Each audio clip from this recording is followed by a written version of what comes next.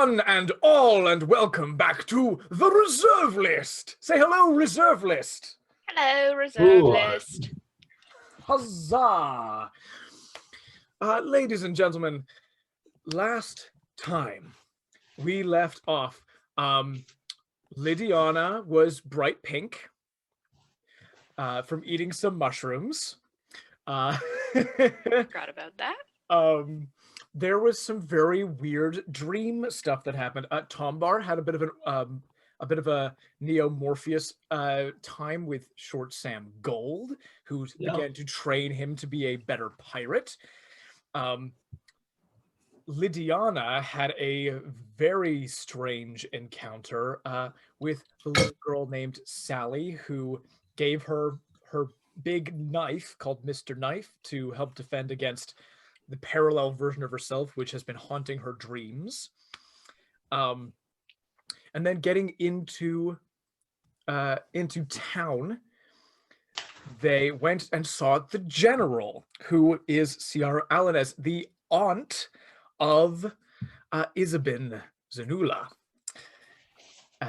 who revealed that her sister, Isabyn's mother, disappeared many years ago, going after her presumptive father, a scoundrel and a thief and a con man who stole her heart, and then does not know what has happened to them since. But upon giving her the Munta coin, Munta marker, which Edgar Galanis had given to you, she was prepared to protect you against the Lagazis and Brandon. So providing rooms sealed in anti-magic fields, which are excellent protection against soul-caged hollows.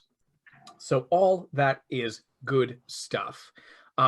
Short Sam Gold asked or told Tombar to look for Pointy, an elf from back in his pirating days who might still be around and would be able to provide weapons that would help fight against the immortal Lagazis.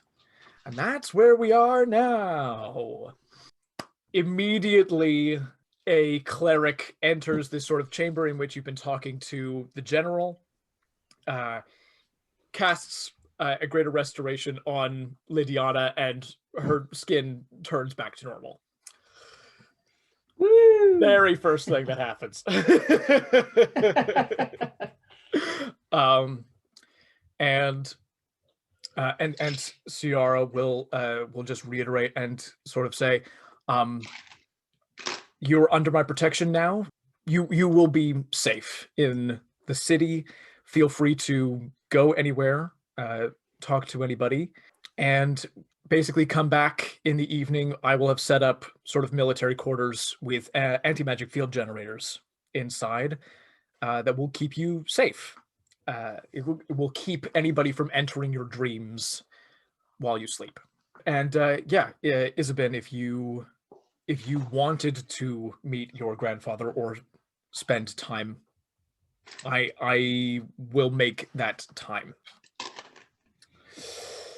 But I understand if not. And the day is yours. The city is yours. I have a question, just because my memory is terrible. What was it? I wanted to meet Pointy Blacksails. Mm-hmm. What? You were pointed towards Pointy Blacksails because he was a pirate who ran alongside Short Sam Gold. And he could potentially hook you up with weapons that could kill Brandon Lagazi. Yeah. So I'm gonna go find Pointy Blacksails and be like, "Yo, what's up? Mm-hmm. You need Sam Gold, right?"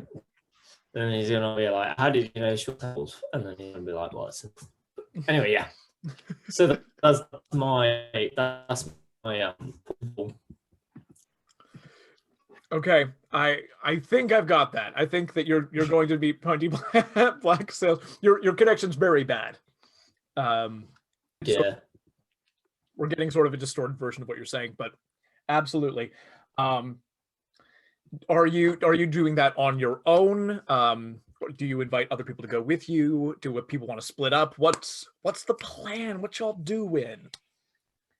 Well, I'll just put out there some of the things that I know we have had on our list that are here in Menacil, that are sort of more general, are going to the monastery to meet Master Ulani, and going to meet Jane at the Dreamer's Lounge was another one. But I think our next step after the general was to meet Master Ulani, but I don't know if people want to do that today or not, but it might be a good thing to get done today, because then we'll get started on protection. But those are two main things I know of. I don't know about other people. I've got nothing to do, so I'll just go and do whatever shopping list needs doing of activities. I'll just do that, to be honest. I'm shallow. There's nothing much to me. All right. Amazing. Did you say, just so I'm clear, that Auntie, Isabyn's auntie, has said I could go meet the granddad at some point, but she sort of said whenever? Yeah, she's opened that up as an option Okay. for you, as that's the only other member of your family that is, you asked, that is alive. Cool. That's sort of a as and when kind of deal. Okay. I think Isabyn doesn't really have anything specific to do. She'd like to go as well, like Gwen was saying, to the dude whose name I've forgotten. Master Ulani. Yes. Got it. Absolutely.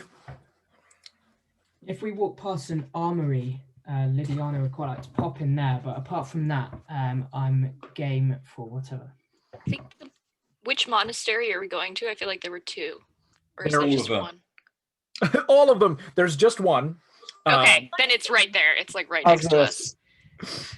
I don't know why I thought there were two. I have a distinct memory of being like, "Wow, how strange that there's two in one city." And I apparently just fabricated that memory. Oh, how am I now? So much better. Yeah, way better. Oh, I'm glad. Okay. Brilliant. We got you back. Yay. There is an armory called the Sunforge Armory in the Merchant's Quarter, Lydiana. So that would be sort of like a part of the shopping bit, if you want to go with Tombar. Great. Yeah, it would be great. It would be like another date. Oh, no. I owe you anyway. I realise I screwed it up. You can buy me a shield if you want. Sweet. Well, yeah, okay. Is that, I can buy you literally, because I'm minted right now, so. I joined late after your massive haul of coins, to be fair, so yeah, I don't have as much as you guys. Most of it is in Isabyn's purse, and it's kind of shared. I don't have most of my share. It's all communal. You can have some of mine because it's all in Mum's purse. Perfect. Mom's holding the purse strings very tight. Yeah. He ain't sharing. No. Okay, I will buy Lydiana a shield. All right. So I think we've got two groups. I think we've got Tombar and Lydiana going shopping. And No, don't leave me with Tombar on my own. Shall I go with Tombar? Shall I go with you guys? Shall we all make a trip to go shopping, or we'll do that, and then how about after that, if there's time, we go to the monastery? Yes, let's get ice cream on the way, but let's do that. Yeah, and coffee. I want to make sure we get coffee. Like a shopping centre. Perfect. There is the Merchant's Quarter. The Merchant's Quarter of the city, yeah. Grab a Starbucks. Yeah, 100%. I didn't actually write it down, but there's a Starbucks right next to Finicky Fillion's Fantastical Things shop. Gosh, you really should get more in depth with your maps. I know. I don't know how you missed that. Half a job, Josh, half a job. I feel like I've really screwed it up for you guys. The immersion's broken. I'll make it up to you next time. Hold you to that. Believe. You guys head into the merchant's quarter. Once again, sort of packed with travelers making their way toward the border back to Arahan for this census that the king has ordered to be a thing. Absolutely packed. You guys see, you pass by Finicky Filligan's Fantastical Things shop. It looks like somebody took a large number of polyhedrons and then just sort of mashed them into each other and stacked them really high. Multicolored, with almost like an extraordinarily ordinary rectangular door in the front for the weird phantasmagoria of the shape of the building. And then you head further on into further across past the East Gate and make it to the Sunforge Armory. And so anybody who wants to buy any weapons, armors, shields, just say the word and we won't roleplay this bit, just buy what you want. Just a quick one, Josh. Yeah. Was I used this character for something else? Yes. We're up to level 12. What are we on, level 5? You're about to hit level 5.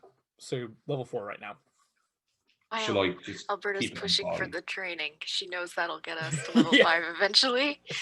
And I really want level 2 spells. I will get like 2 spell slots, but it'll be nice. Shall I just keep it? Shall I go down to 4 then? Yeah. You're almost level 5. I will tell you, like, if you want to put yourself at 5, that's okay.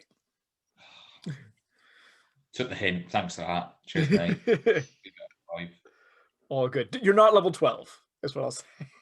I'm level. What level am I? I'm level. You should Am I be at level- level 4. 4. I'm level 4. Is there in terms of medium armor Yeah. or light armor? Both. All of it. I can. Okay, cool. What won't mess with my stealth? I think most light armor and all light armor and most. Yes. I am speaking out of my ass. I'm sorry. It's freaking my brain. I'm talking out of my ass. Yeah. It's been a challenging week. It's all good. I'm very sorry. I don't think I've written down my level. You're level 4. It should be at the 4. top. We've been at level 4 for like the past few sessions. Yeah. So Sorry Can we about that. get her sword and knife sharpened somewhere? Absolutely, you may. This place sharpens your weaponry for you. Marvelous, thank you. Indeed. Are you buying a shield for Madame Lydiana? I am buying a shield from Madame Lydiana. 10 gold pieces for a shield. 10 gold pieces for a shield. Yeah, let's do that. Boom. Would you like to? What kind of is this? I'm gonna go. Yeah, this shield. I'm getting Lydiana a shield. Yeah. Yeah. Is there like got it. any grade of shield, or is it just Normal Shield. shields. Yeah. all right? Stay Okay, up. fine. Can I have it engraved? Guy looks at you. Yes, you can have engraved for extra 5 gold. Extra 5 gold. Extra Sod it, why 5. not? What do I put on there? Nah, sod it. I'll just go for a normal shield. Normal shield. Let's go normal. In terms of Gwen, you can get light armor, leather, or studded, which will not impose disadvantage on stealth, as well as hide, chain shirt, or breastplate. Medium armors, which will not impose disadvantage on stealth. what would what's the AC for the medium ones? The medium ones are hide is 12 plus dex modifier, but only max 2. Chain shirt is 13 plus max 2, or breastplate is 14 plus max 2. Okay. Then would there be the max 2 on the studded leather armor? No maximum. Then I will do studded leather armor. It won't be much of a bonus, but it'll let me add my +3. 45 gold pieces for studded leather armor. Alrighty, thank you kindly. Not at all. So that's What's 12. my plus- armor? Sorry. Yeah. What's my armor sitch? What's your armor class right now? I know it's 12. It would be light armor plus dex for rogues. That's what your base is. So your dexterity just recently went up. So what's your dexterity modifier? Little plus number? 3. So your armor class is currently 14. If you upgrade to studded leather, it will become 15. That's only 45 gold to do that. Can I upgrade it to anything higher? You do not have proficiency with anything higher, so it will. There are plentiful disadvantages to doing that. It is not advised to do that. Okay. 15 for 45 gold. Heck yeah. Yeah, let's go for the studded leather. Do it. Done and done. Do you think Lydiana has 750 gold pieces? Do I think that, or So, because I don't actually know how much gold we have, but I know that when I joined after the second round, everyone had loads of it. I think altogether we received something like 22,500, and then or maybe that's what we each got. Each got. You got 90,000 in total. Yeah. You split that. Yeah, With I'm more than something- willing to split mine with you. So then, yes, because mine is all in Isabyn's purse. So as long as she Okay. says yes, you can take out of what my would have been. Thank you. I'm going to buy some half plate and a whip then, please. Ooh. 100%. That's going to be With 700. At which point, Tombar suggestively says, "Steady on," nudging Gnurgle. Why are you nudging me? I don't know. I just So it's 750 for the half plate and then 2 for a whip. Brilliant. It'll be worth it, I promise. Isabyn, that'll be the stuff because I don't have my money on me. Like I had my money for my thing on me, so don't worry about that. But that 752 is in the communal stash that would have been taken out of. Noted. Thank you. Any other bits for anybody? Yeah, what's 55? What's 73 minus 55? 18. 18. 18. Thank you. No worries. Do they have magic longbows? Do they have magical anything? These guys don't have magical anything. They say, if you want magical weapons, you need to go to Finicky Filian's. That's the way that goes in this town. But unfortunately, you're going to need Electrum. He only deals in Electrum. What's So Electrum? it's a specialized currency that is specifically used for peddling magical items. Kind of like Bitcoin. Kind of like Bitcoin. Yeah. And there are only a couple of ways to get Electrum pieces. Usually by getting it, it's usually like military issue or black market. Black market, eh? Black market. The only time I've ever gotten Electrum was literally from the king. So like not Gwen. It was literally from the king. In a different For gang, a specific purpose, because I had said I wanted to get something for my party member because we were leading refugees from another planet. So it's not easy to get. So that's one of the things that you probably need to talk to either Ciara or somebody shady to get your hands on that currency. Okay, cool. Thank you. No worries. All right. I'm going to say that's that for armors and weapons. Then you guys head through the daily market over to the Risky Reagents shop. You can see that this is styled very much like a potions and brewery kind of store with lots of vials and bottles and beakers and things in the windows. And you go in and you see that there is this older, sort of blue tinged skinned elf with one like kind of like ragged chewed up ear and like a scar over one eye, and standing behind a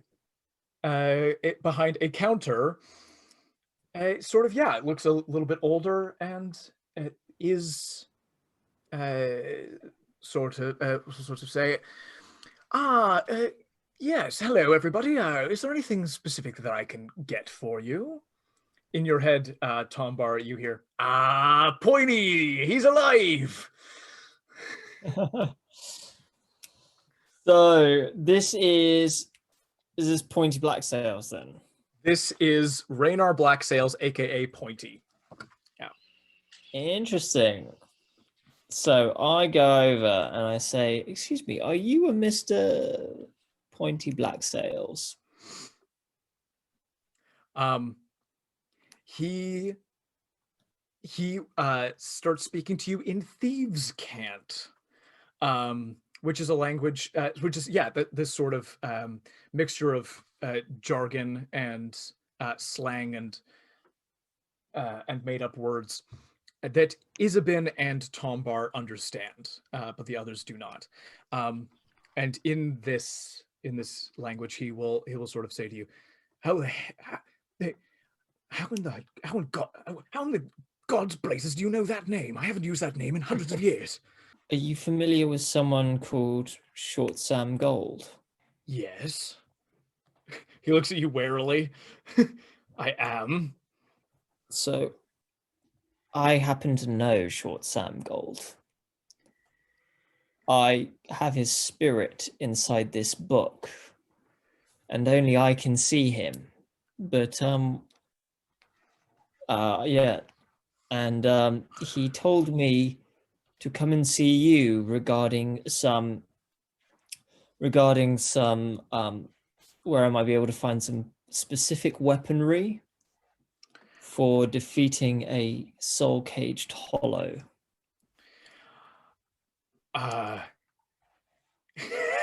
Forgive me, just give me, that's not the right voice. Forgive me, just give me a second to process this. You're saying that Short Sam is still alive. The old bastard did it. Interesting. Brilliant. And you're specifically looking for something that can be, I'm sorry, I'm not familiar with what a soul-caged hollow is. Wait, I need to recap the magic sitch. So I needed, because I've got a Pointy Blacksails, I'm interested in the dark magic death stuff. Yes. Here, it might actually go easier if Short Sam explained it himself. Go ahead, just put the book on the counter and I will give a casual little flick through, and you can tell me exactly what you're looking for directly.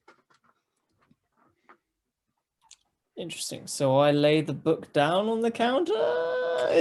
Should I do this? Because I don't know. I insight the hell out of this dude. Give me an insight check. Anybody who wants to can roll insight on Pointy Blacksails. He has just started talking to Tombar in a language that none of you can understand except for Isabyn. Yeah, I was gonna ask about what effect would that have on our insight? I got 14. Oh no, hang on. I don't think it would have an effect on your insight. Okay. I've got insight. I've got a natural 17. Probably +1. 18. Natural 20 plus 4 for 24. Holy crap. Gnurgle's going to go away because he knows that a conversation in Thieves' Cant is going to take hours with the amount of dialogue that's going through with it. Come back tomorrow when you've probably finished. Takes Thieves' 10 Cant- words to say one. Yeah. Absolutely brilliant. Okay, so Isabyn, you've been listening to this conversation. There's a lot of new information in here for you. You didn't know that Tombar had a spirit that he could talk to in this book. you didn't know that it was that spirit that was leading him to this person, and clearly there's something going on here that you have overheard. In terms of Pointy, I mean, yeah, the guy's a bit sketchy. You can recognize somebody who interacts with the criminal part of the city for sure. Julien, this guy's not trying to steal your book, is what you determine. He's very surprised that you're here and that Short Sam Gold has been brought up. And you can see with that insight that there's a mixture of emotions for him. There's greed in his eyes. And Gwen, you look at Pointy. You can't understand what is being said, but the character of this person, the avarice, becomes apparent very clearly, and he looks at the book with great desire. While you guys are doing that, Gnurgle takes a step outside. I'm taking that as literal. You recognize somebody who's drawing closer to you going through the daily market. You see Hrathen Guresh, the man behind the iron mask who showed up in Rithertell, and whom you fought and defeated and gave over to Edgar Galanis. He has Heat metal instantly on his face mask. He's not wearing a face mask. He's not wearing one. It'd be so good if he was. Brilliant. No, he's it's all good. He's wearing very beautiful sort of purple and red light clothing. He carries a scimitar at his side and his hair is drawn back. But he's not wearing a mask. And there are a couple of sort of not soldiers, but as in they're not like, they look like bodyguards. They're not carrying weaponry, but they're clearly there to like make sure he's okay. You see me, yeah? You see him before he sees you. You have a chance to make yourself unseen if you would like. Cool. I will. What's the casting time on? No, I'll do invisibility on myself. Amazing. Ping. Hrathen Guresh does not spot you as he draws closer. Back inside the shop, Short Sam just says to Tombar, I'm just gonna have a real quick word with Pointy. We'll get all the specs for what we need, and he'll be able to hook us up with someone real good. Sweet. And so I pull out my book, I pop it down on the table, and then I'm like, I put it down, and like I'm very like shift it over to his side, and then like swivel it around. He takes. Oh, Gwen, you're muted. Sorry. Once Tombar's taken his hands away, I will reach over and put mine down. I don't know what they're talking about, but this is not good. Whatever's happening. So I will do that, and I will say in Elven, or Elvish, depends on the universe you're in, to Pointy, I will say, are we just going to start talking in other languages that the rest of us can't speak now? I'm in Elvish. I am so sorry. That is so very rude of me to do. Absolutely, we can go back to speaking in the common tongue. I was taken off guard. That's all. He switches back to common.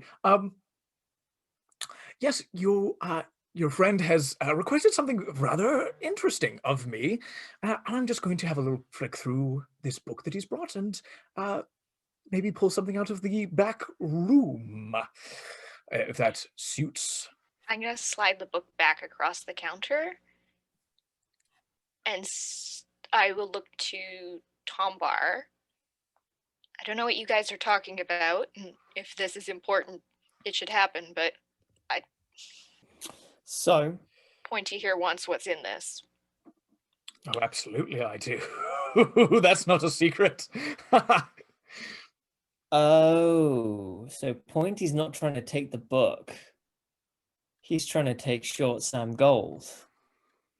I will neither confirm nor deny anything. Who's Short Sam Gold? So, basically, here's the sitch, Gwen. You say, here's the sitch, Gwen. Hrathen Guresh walks into the shop. There's a little tinkle on the door, and he sees the rest of you. He's got his 2 bodyguards with him. Hello, reserve list. How pleasant to see you all again, and so soon. Get out on good behavior? Something like that.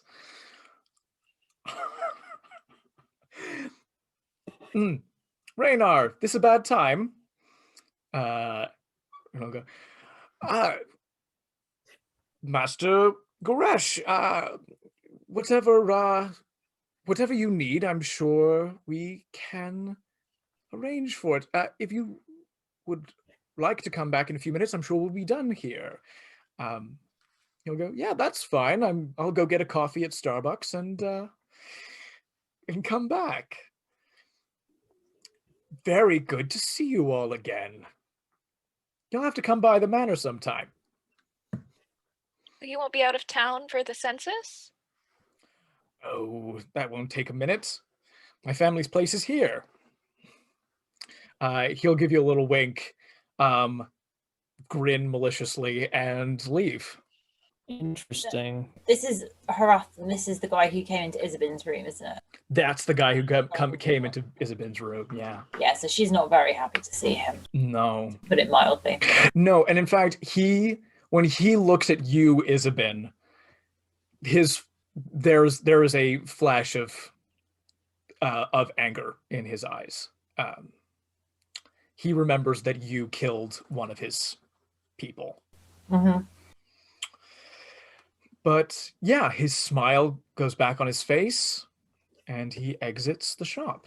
If he's got no way to text me, I'm gonna follow him. Absolutely. We'll come back to Gnurgle in a second, following him. Okay, so back to the book.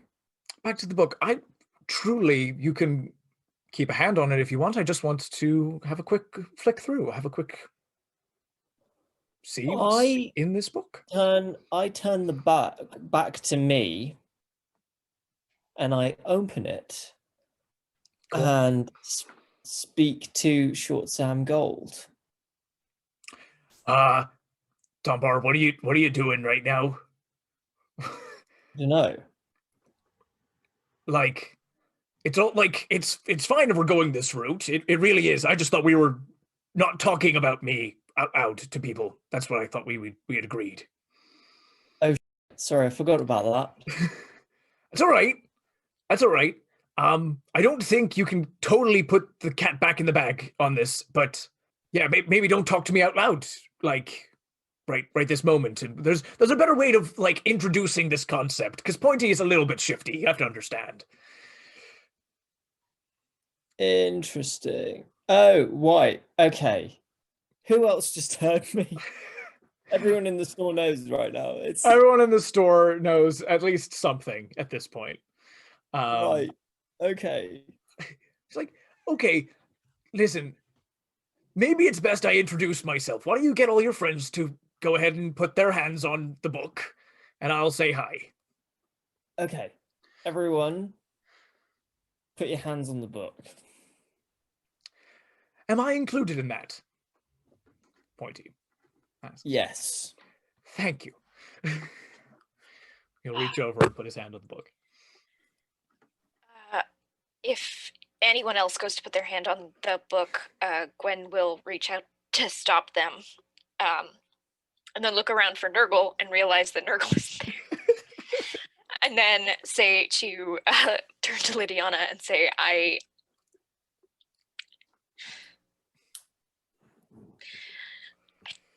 though I'm not about to touch some random book that my bandmate here is having, at the very least, conversations in his head is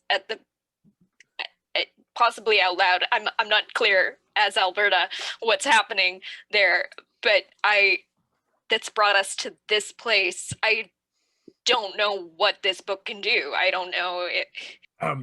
Lydiana, do you have any way of, I don't know, magic stuff? Any expertise in magic stuff? I'm actually looking at what I can do. I don't have to take magic or anything like that. I can't actually tell what's going on at all. And to be honest, she's pretty scared at this point. Yeah. Oh my guys, relax, it's fine. Just put your hand on the book. Can I attempt an Arcana check? Yeah, absolutely you can. Thank you. Come on, baby.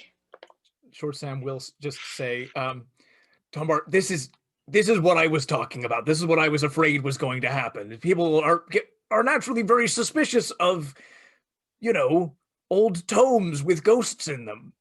You see this is why I want it to be a secret. I see. Yeah, my bad. Well, I guess because I just thought, I needed to explain myself to.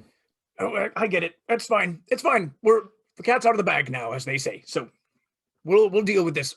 Gwen, what did you get as your Arcana? I rolled poorly. I rolled a 7, so it's gonna be 11. Cool. Yeah, you can't really determine anything extra about the book. As much. It is old. It is, like, to anybody who can see it, it's, it is not the book that you saw him pull out of the bookshop in Crosshire, so because it was illusioned. So this is the first time you're seeing this.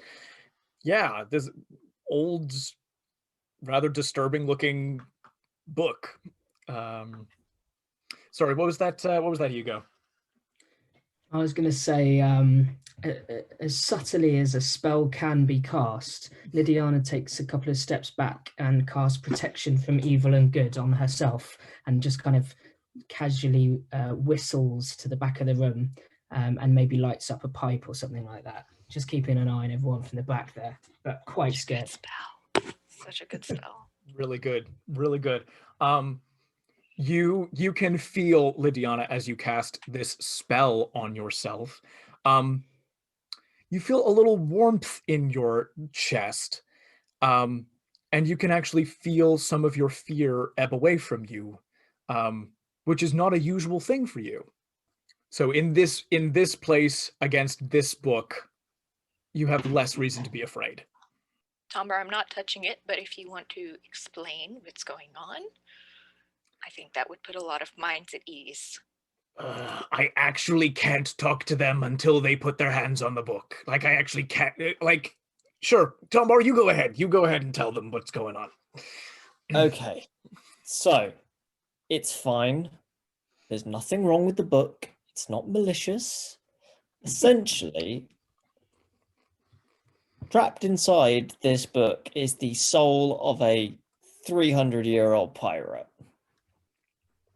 called Short Sam Gold.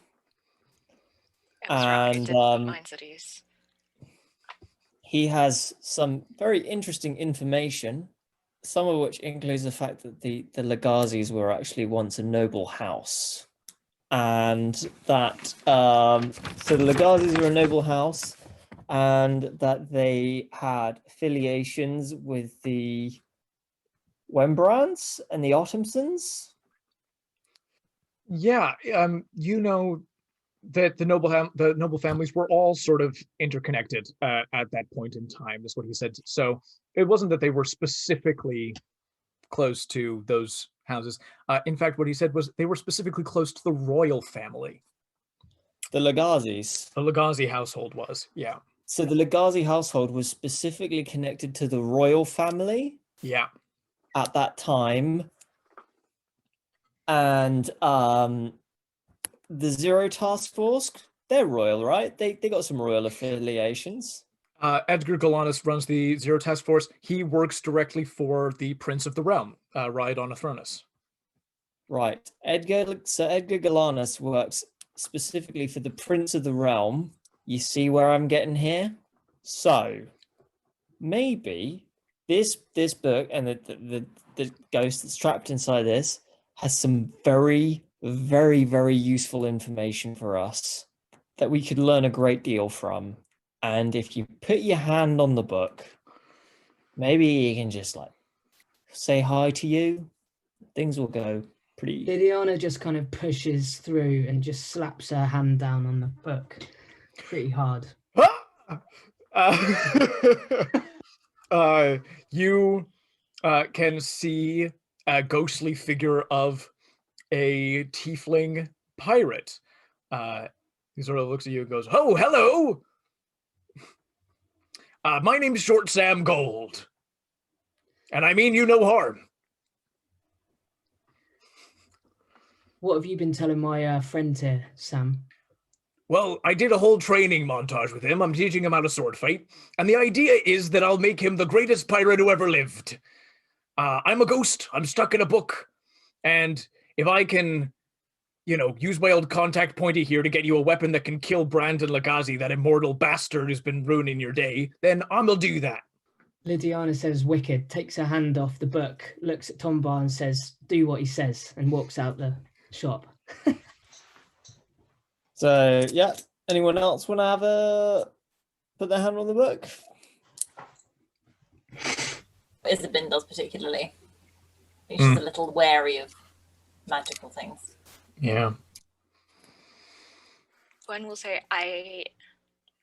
I'll trust your information until we find out anything that goes against it, that lines up. But I think whenever Gnurgle's back, we should take a look to make sure this thing isn't cursed and it's not messing with your brain or something, because that would be an issue. But if it's got valuable information and it's led you here for some reason, then I don't know. Why did it lead you here? Sorry? Why did it lead you here?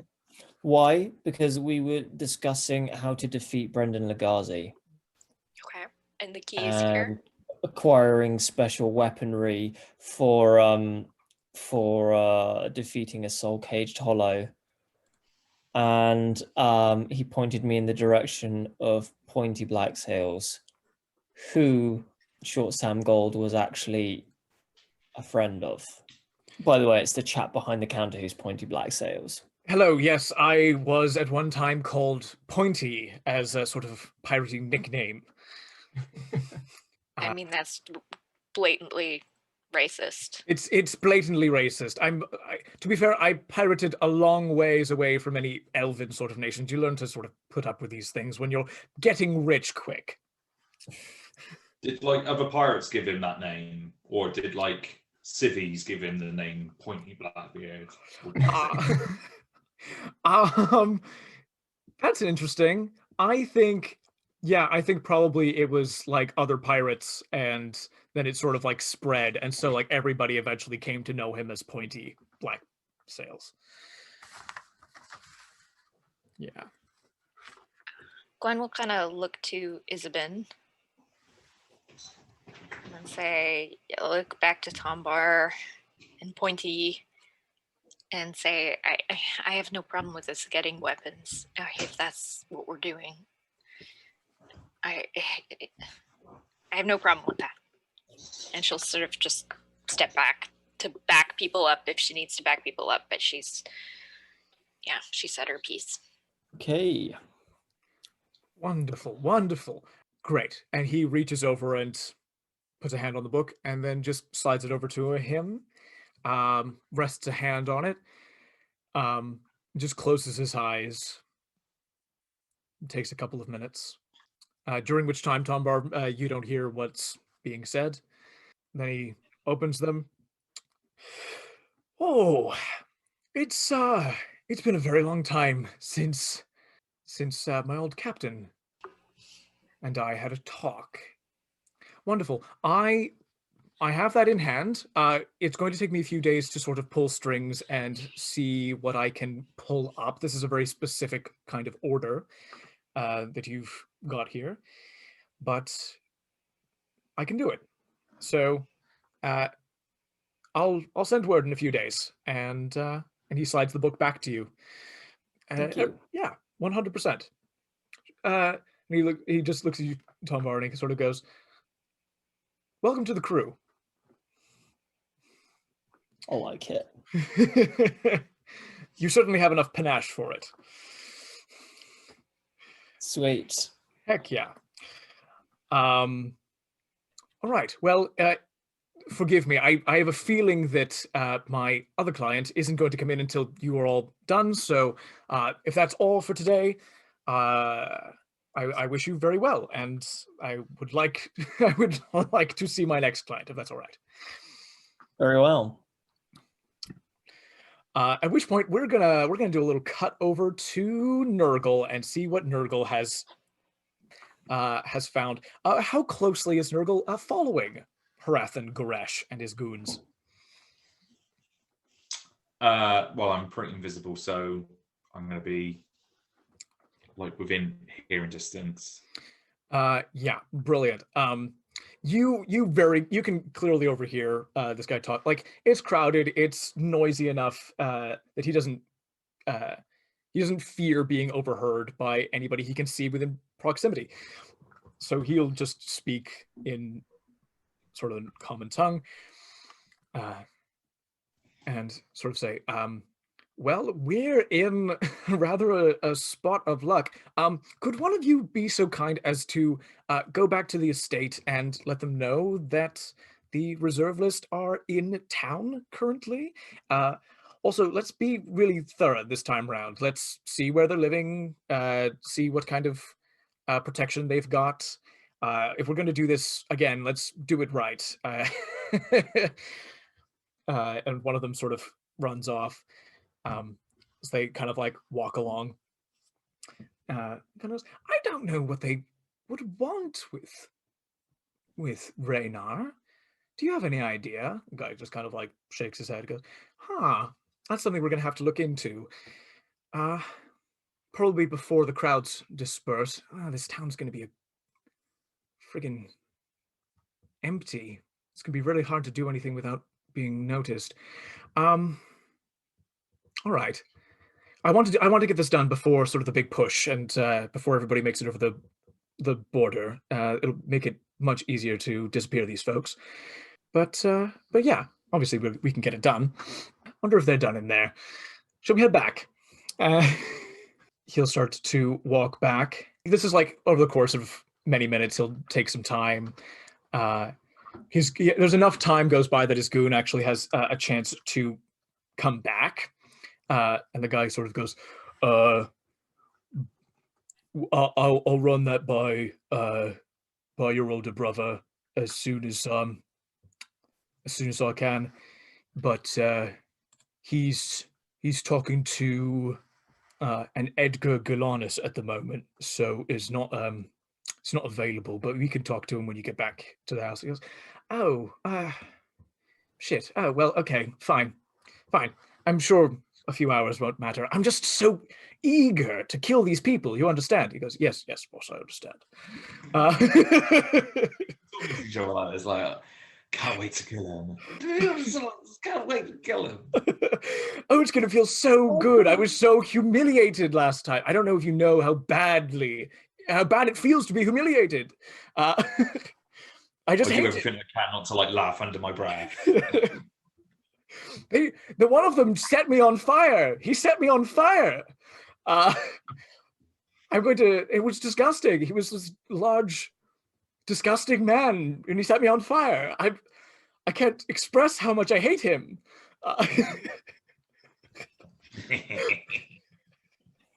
What? Very good. Yeah. Sometimes I think I hear his giggling. And makes his way back to the risky reagents. You guys exit, and he will smile at you all. Hope you got what you wanted.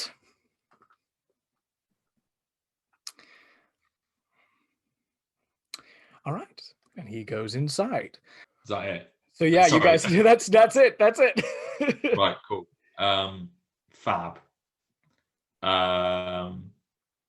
So where is he based?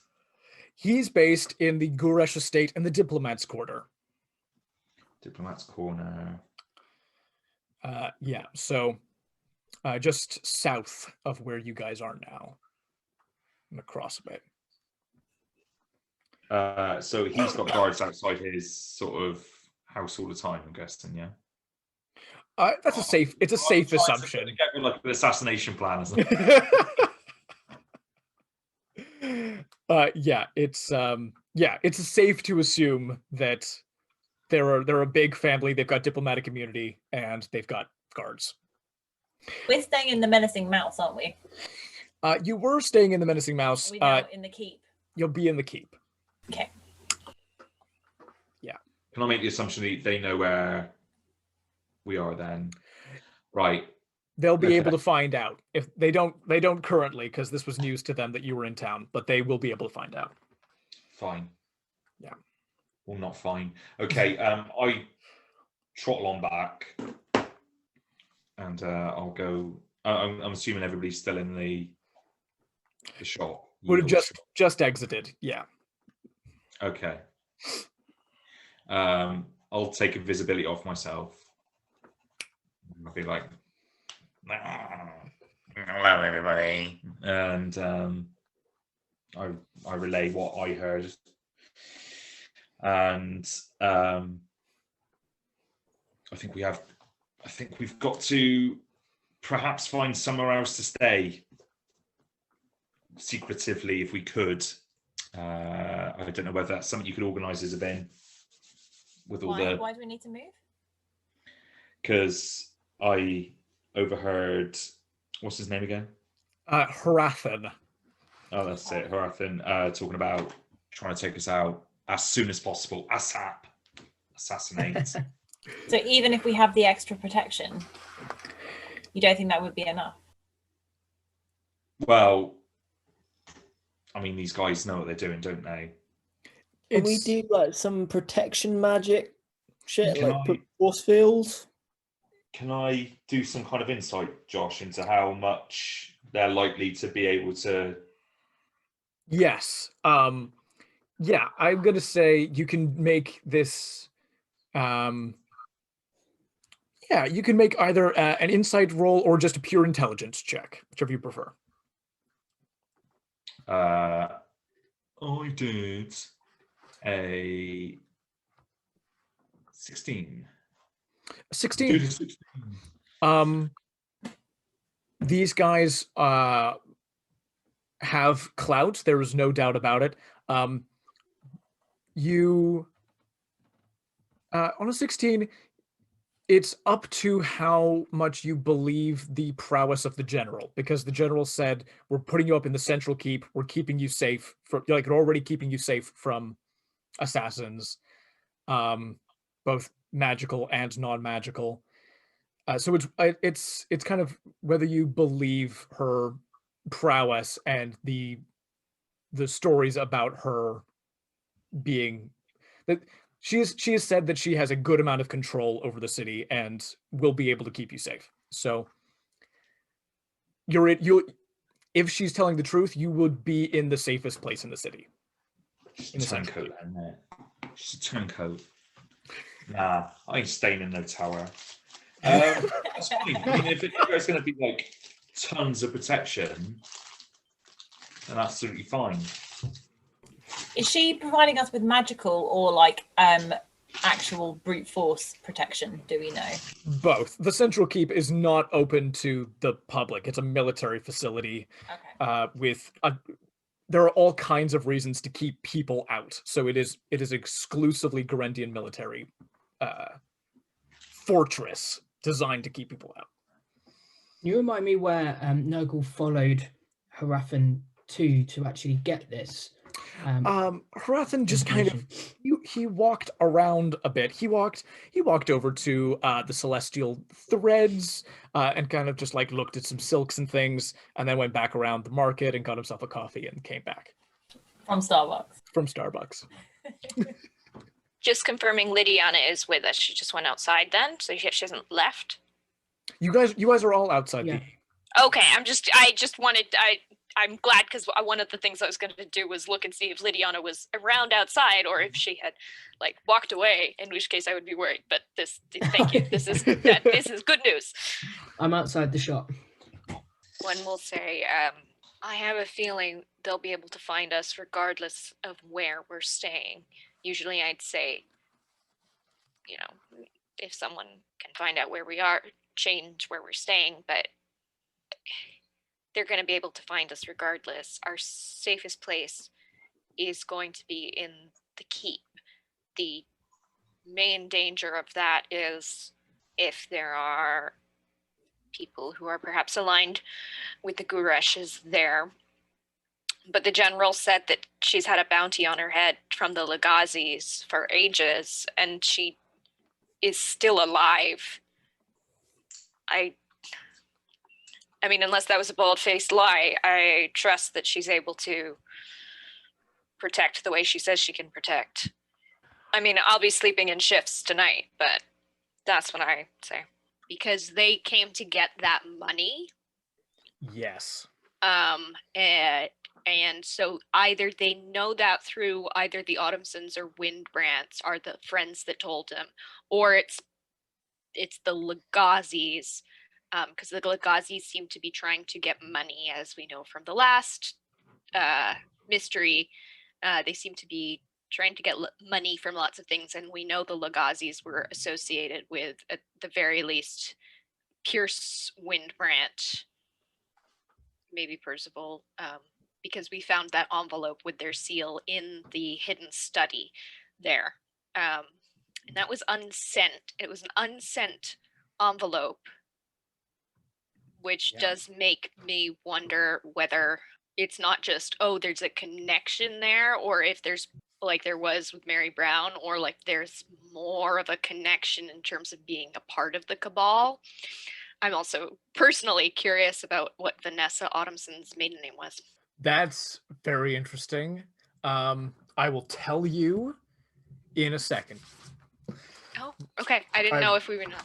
I'm telling you guys this because I went through my notes the other day, and these are things that we would all know. I'm not sharing stuff that we wouldn't know. But it was so long ago that we played against like the Autumnsons and Windbrands, where so I had forgotten some stuff, or it was hazy. So I'm telling you guys, taking this chance to be like, just so people are on the same page. Just because you asked, her maiden name was Vanessa Vakari. Okay. Thank you. No worries. I just happen to know that. That's the level of familiarity I have with this world now. I could look through my notebooks and be like, I know who this person is. Josh was telling me how he developed the 40 High Elven houses the other day. That was part of my here. Very, very briefly. This is my list of all the High Elven houses in another one of these countries, and this is the map of that country. Nice. Amazing. Yeah. Your imagination knows no bounds, Josh. It's incredible. Thank you very kindly. The corners of that piece of paper. I can't go beyond the borders. can't be beyond the paper. Trust me to say, have the last word. You do. You have the last word. I've got no comeback for that. In any case, thank you very much, everyone, for your very kind words. I appreciate it. Right. What were we doing a second ago? we were talking. Oh, I do want to just mention that Hrathen Guresh did say to you, he did refer to the Lagazis as friendlies when you guys, yeah. So that's the Lagazis gave him a tip off that you guys were in the area. It was them. Okay, thank you. I No just worries. wanted to. I couldn't recall if he had. I know he referred to a friendly party, but I couldn't recall if he had specified the Lagazis. Thank you. Yeah. Yeah. So Hrathen, at the very least, has some connection to them as well. So yes, you guys, you have been relayed. Gnurgle has relayed to you all, rather, the information that he overheard from Hrathen, namely that he's going to try to find and murder you. And Gwen was just saying that you're probably safest in the keep. Ron done all the things that we needed to do. Did we? Should we go and see the guy whose name I just can't remember? Master Ulani? Yes. I keep thinking it's something to do something sushi sounding. I can't quite put my name right. I can't quite remember what it is. Master Sushi. Yeah. Ulani. Master Ulani. Incredible. Lydiana, was there something you were trying to do? Am I misremembering that? I just want to make sure that everyone's good. Yeah, right. no, don't think so. Glorious. You guys make your way back back around to the residence quarter, where you find the monastery of the Kensei nestled up right there near the barracks and the central keep. You can see as you pass into the residence quarter, this area is a lot less markety, a lot less touristy, and much more exactly what it sounds like. This is, suburban. This is where people live in this city. Not to say that it is devoid of things to see, but the very first thing on your right as you go in is the Engelhart summer home, and it's this big mansion, and there are houses everywhere. You can see towering above you the Tower of Windswatch, which is one of these two imposing structures that impose themselves upon the skyline of the city. And you make your way to the monastery of the Kensei. This is fairly sort of like classic monastery. It's sort of that there are large, wide stone stairs that lead up to a rather large open set of double doors. And inside is like a training dojo. You can see that lots of acolytes, trainees, people in various forms of various states of mastery over their martial abilities have come here and are practicing with all different forms of weaponry. There are sort of like mannequin training dummies that they are hitting targets against. You can see people with quarterstaves, people just with their bare hands, people with swords and kunai, strange weapons on chains and lances and halberds. And walking amongst them, unmistakably the master of this place, is a Triton woman. Triton are basically fish humanoids. They blue skin and gills, the ability to breathe both in and out of water. This woman wears a green gi clothing that allows for flexibility and movement, and she passes by the trainees here and there, giving pointers, teaching lessons, etc. And she will see you all enter and come to meet you. My name is Master Ulani of the Monastery of the Kensei, and I welcome you. What pursuits are you looking for, and how can we facilitate them? We were sent by the general. If you were sent by the general, then you must be looking to improve your self-defense. Excellent. we also have this because I think the general had said that the master would want to keep the munta. So I don't know who has the munta right now.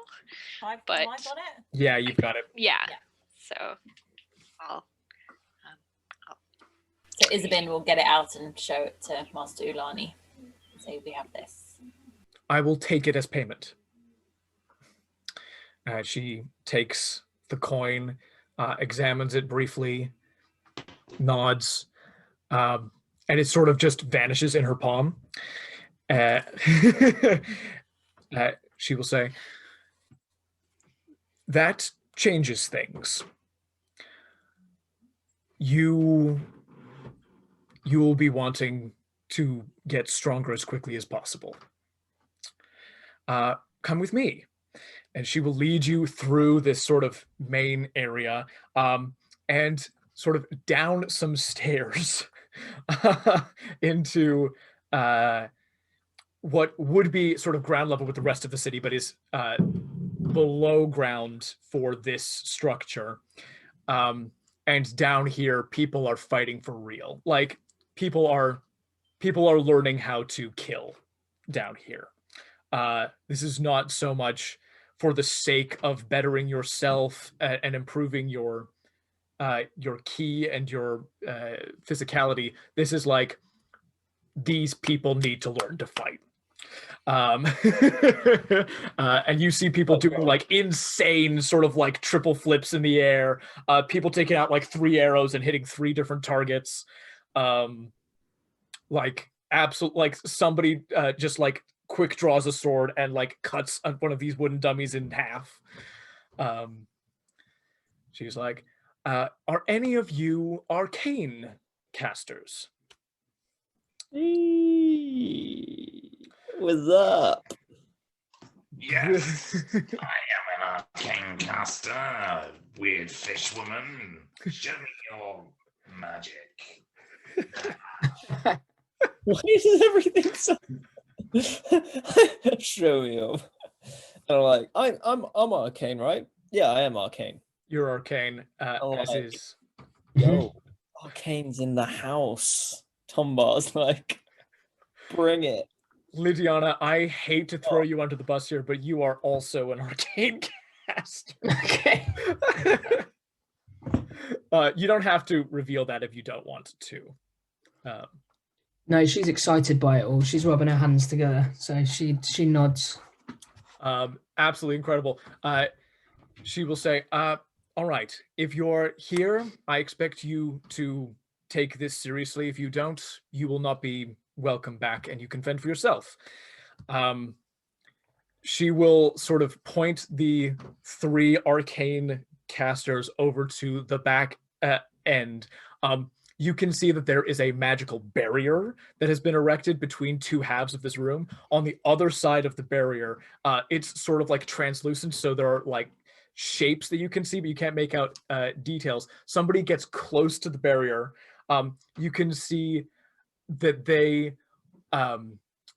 that lightning is being shot at them. They catch it with a telekinetic barrier, wrap it up in like a ball, and just chuck it. And you just hear this explosion. Sweet. What is this? What is he doing, fish woman? I personally do not have magic. I use the power of ki.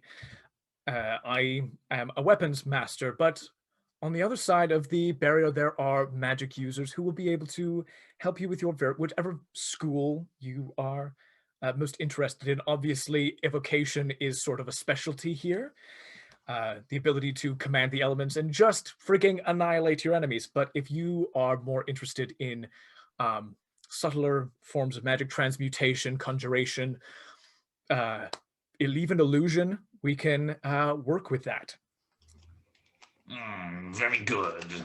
I'm gonna deal with you later. And you see Gnurgle start scuttling over to where the guy is manhandling mana. Heck yeah.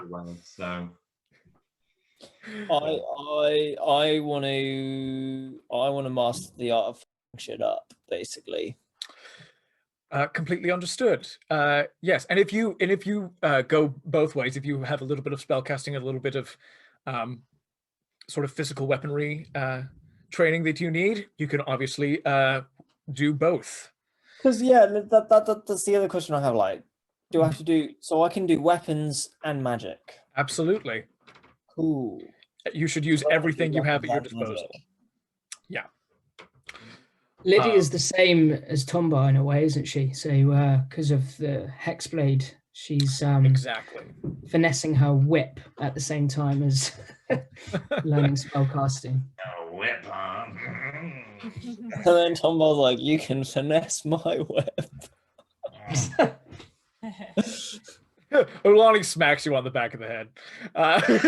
It was muted, but I said at the same time I was gonna go just like whap his torso with the back of my hand. So.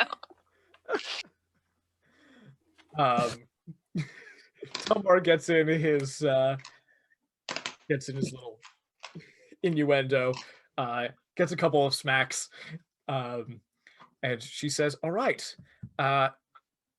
We are going to begin now, and it's still, you guys started like pretty much at the beginning of the day last time, so she's going to go, we are going to go for 3 hours to start with today. We'll do 4 hours tomorrow. Let's begin." She sort of puts you guys with training partners, depending on what you ask for in terms of like what you need. So people who are more using short swords, sneak attacks, daggers, that kind of thing. Isabyn, she will set you up. Gnurgle, you've got a couple of people who'll train with you and sort of rotate out. Somebody a little bit more offensive casting based, and then somebody a bit more illusion based to cover bases. So like show you what you can do and also just put you through your paces. Lydiana, it's you see that there's sort of an Eldritch Knight kind of dude who's another one of these people who mixes martial and magical classes, who's basically like, what we're gonna do, all right, Lydiana, what we're gonna do is I'm gonna set up a defense and you're going to focus on training up your attack. I want you to end fights in one hit. That's what we're gonna train you on. Nice. Julien, there's very much sort of a, let's see how subtle we can make this casting. Let's see if we can do some like serious damage and intersperse it with fencing finesse weapons. Nice. I like that. That sounds good. I dig it.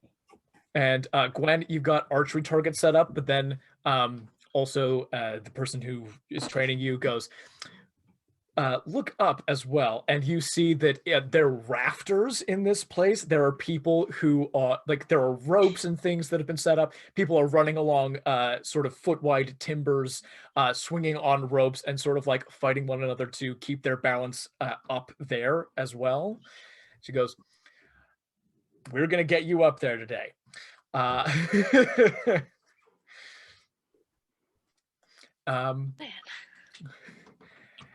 Anything that you guys would specifically like to ask for as part of this training as it sort of ramps up? Anything you specifically like to learn or learn to do? Like a lucky dip, please. I'd like a lucky dip in something illusionary and something damagey, maybe, please. Absolutely. Absolutely. I'm thinking. What do I have? What can I choose? Can you give me a selection? What I'll say is for this, you guys are all going to be training. I'm going to say just for the day, you can choose either to focus a little bit more on the magic and get an extra spell, or you can choose to focus a little bit more on the sword play and increase your dexterity even further because of your training with Short Sam Gold. So that will boost your...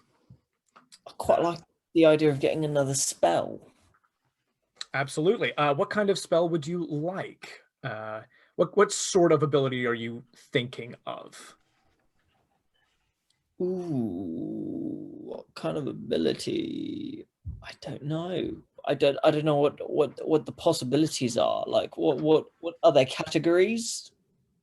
Sorry, annoying. No, that's all right. Because we're also gonna hand out a spell or two to Gnurgle, and to Lydiana if she wants one. We're gonna say that you can get a first level spell, and it's got to be a wizard spell. So let's just quickly chuck that on there as a filter. You can go for a defensive spell, sort of a. There are a more passive defensive spell, or something that you can use for a brief burst of, like, great protection. One of those two things. You could also go for an offensive spell, something that's really good against spellcasters, or something that is sort of a repeatable lightning tether that you can like pump lightning into somebody with. I know what that spell is. What, like freaking Darth Sidious sitch? Yes, like Darth Sidious. Very much. And how much damage does that bad boy do? If you hit, the target takes 1d12 lightning damage, and on your next turn, if they're still within range, you can use an action to deal 1d12 damage again. 1d12 damage. Interesting. I feel, given the current situation that we're in, maybe a protecting spell. What kind of protectings? If you go protecting, they're going to go. There is no sort of competition here. You learn the shield spell. That's good. So you go ahead and learn the shield spell. Basically, when somebody goes to attack you, you can, as a reaction, say, I cast shield, you expend one spell slot, and your armor class gets a +5 boost until your next turn, I believe. Interesting. But that only protects me. It protects you, yeah. They kind of go, at the level of spellcasting that you're working with, this is probably going to be the most useful to you. Okay, I'll go for that bad boy, because at least if everyone else gets attacked, I'll be well enough to help them out. Yeah, they're 100%. This guy will sort of walk you through and kind of go, it's not your job your job is more to end your enemies than to help your allies in a fight. Sort of the style that you have adopted is much more designed for surviving, getting in, and hitting somebody's weak spot, and quickly depleting your enemy's hit points. Oh, because of my role in the team. Because of your role in the team. Presumably I can't do something like that because that's slightly magic-y. So, that is slightly magic-y, but there are other things that you can get. what can I do? You have the option either of just increasing your fundamentals, or of learning a couple of battle maneuvers. I think Isabyn would quite like to have some nice little nifty tricks that she could do. That would be cool. Absolutely brilliant. She's already quite high dexterous wise. Yep. Not very strong, but I think that would be cool. Incredible. Command would be a good one, Josh, wouldn't it? I think for Isabyn. Which one? Command. Yeah, I was thinking the same thing. That or rally. Strike, isn't it? Yes. So this person will sort of go like, we'll look at you, Isabyn, and go, you're clearly the leader of your group. These are some ones that will really help to increase your teamwork in a fight overall. I will send you the details of this, but essentially you learn a maneuver called Commander's Strike.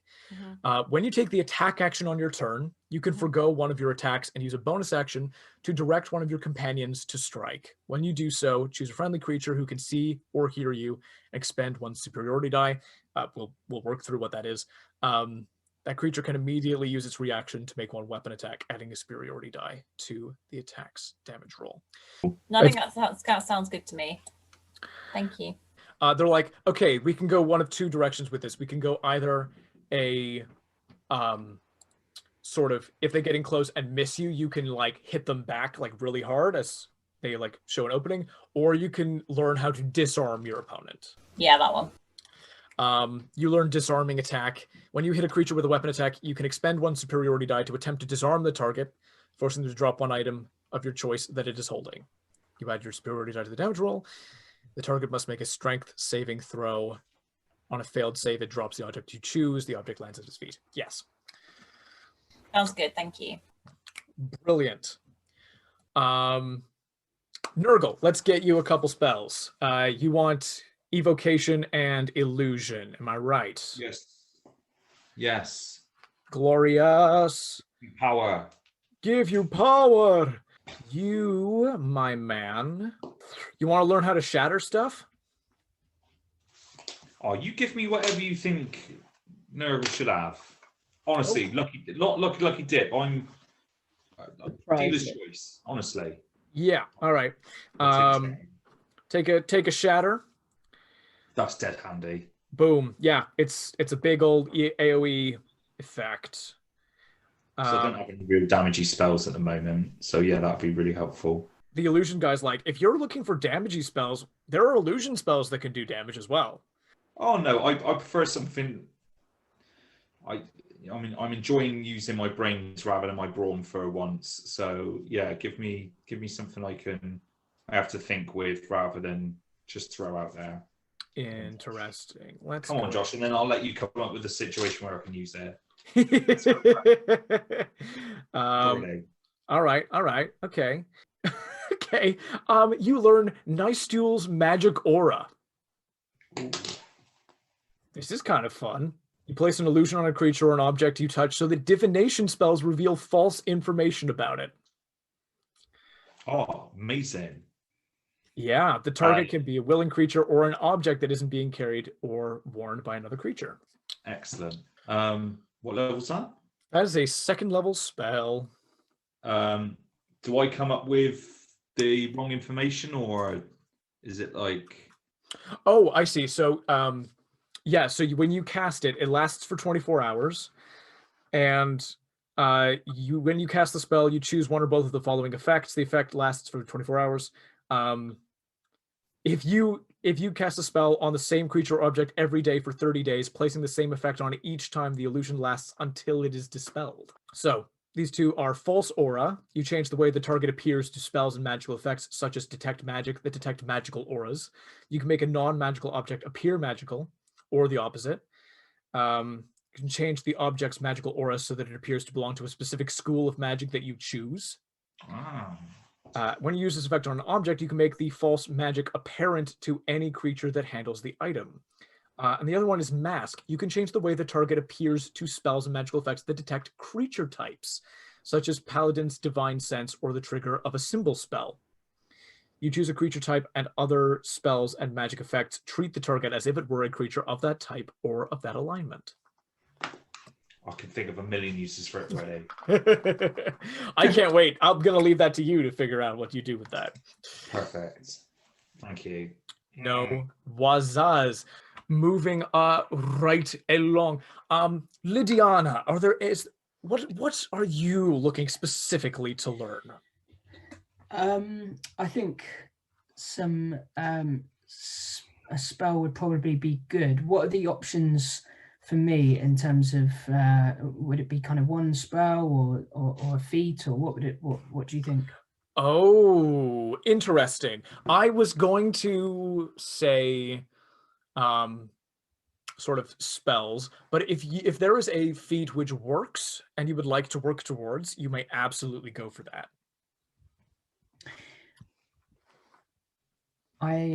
To be honest, I've been reading through all the spells rather than the feats. So for the sake of time, I think it'd probably be better to choose a spell, which is fine.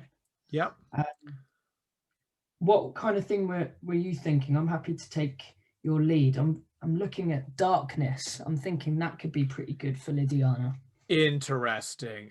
Yes, if you would like darkness, yeah, really good utility spell. Absolutely.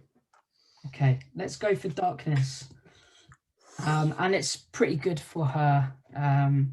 Yeah, that's Lydiana all over, isn't it? Let's do that. Yeah, makes a lot of sense. Yeah. Lydiana learns darkness, and Gwen, you also have the option of going a little bit more of the spell learning route or of the increase in fundamentals route. I think you know me and my love of magic, but I think she would probably focus on like her archery or her tracking or something like that. Yeah. Like more traditional rangery stuff. Yeah, I think that's what she would be focused on right now. Did you have anything in mind for that sort of stuff? In terms of increasing fundamentals, I was just going to give you a straight +2 to your dex score. Nice. Yep. It's the I'm a simplest bit thing so jealous of far, that. but that's...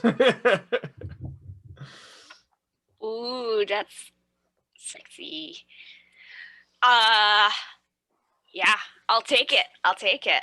Thank you. Brilliant. They have you practicing up on these beams on the ceiling, swinging on ropes, shooting arrows at targets while running, and having somebody try to trip you up. It's this, like, they discover that you are leaning towards sort of gloomstalkery abilities, and they're like, oh yeah, you've gotta, like, the most important thing for you is just to be able to hit and deal crap tons of damage. Like, that's what we're working on now. Nice. Okay. Thank you. That's, ooh, look at that nice 18 there. There you go. Very pretty. Thank you. You're very welcome indeed. Brilliant. You guys do some training, which will increase you all to level 5, but we will deal with the leveling up as of the end of the session. So you all increase your abilities. After 3 hours, you guys are exhausted. You do not have spell slots left. Casters of all descriptions, they have been expended. You are all very tired, a bit beaten up and sore, but you can feel this large improvement in your abilities, starting to feel like you can hold your own a lot better now. Absolutely brilliant. Again, Master Ulani will say, come back again tomorrow and continue your training, and we will we'll keep you going. You guys have a lot of potential, and you've made a lot of progress in just one day. Isabyn, you know that it's optional. You guys could do a gig tonight. You could do a gig at the Menacing Mouse before you head over to the Central Keep. Everyone's exhausted though, aren't they? Everyone's a bit tired. Yeah. Might not get the best out of everybody. I guess my concern would be that if we play a gig, everyone's a bit tired, and then if we were vulnerable to attack, we might not be in our best position to defend ourselves. But if we, as a group, think that we're safe and people want to do it, then that would be cool. I like Isabyn's thinking personally. Which direction is that? Oh yeah. So basically, I think we should just sleep, chill, because shit's gonna go down, and we're gonna need to be ready. We're putting ourselves out there a little bit on stage, aren't we? Yeah. I think I'd say maybe tonight we take it easy, talk to the general, see whether it's...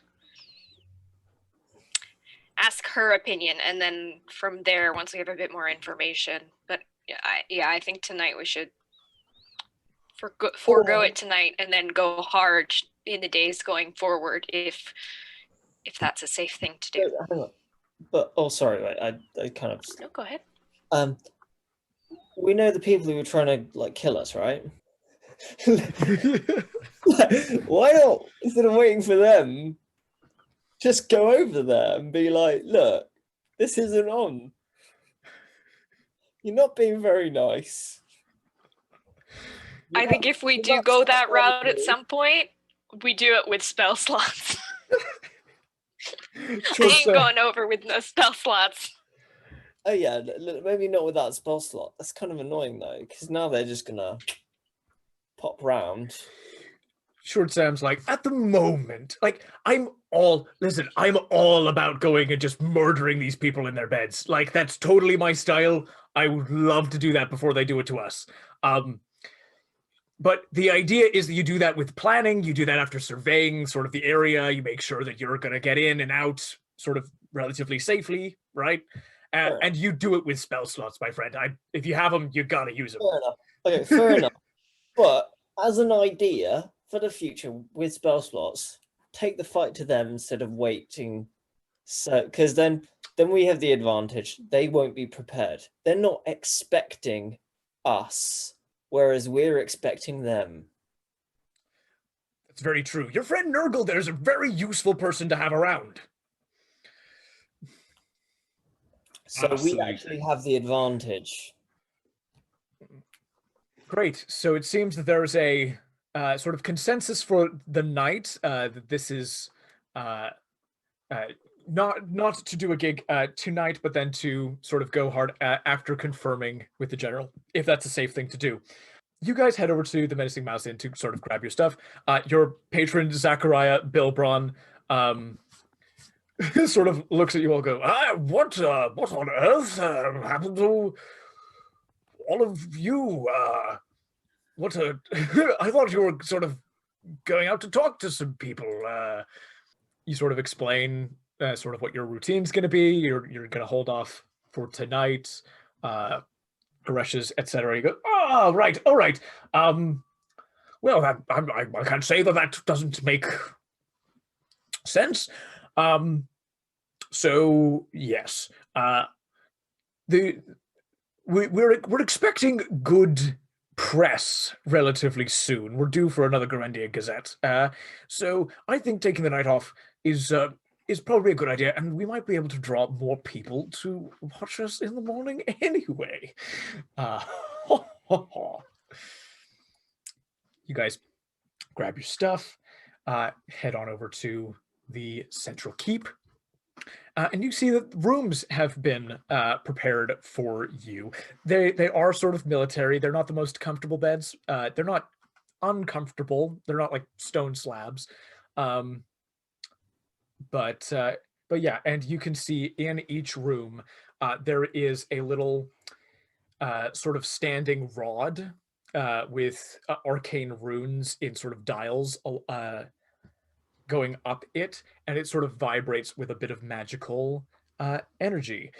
Those who can cast spells would know, would be able to feel as soon as they enter this area, even without spell slots, no magic is active in here, nor can there be magic active here.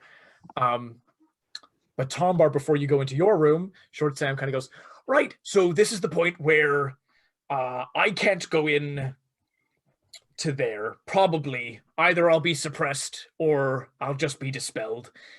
And I don't quite enjoy, I don't like the idea of not being around anymore. So is it possible to find some other place to keep me? Yes. So, Tombar has a look around. We're at the keep, right? You're at the keep. Okay, cool. So Tombar has a look around.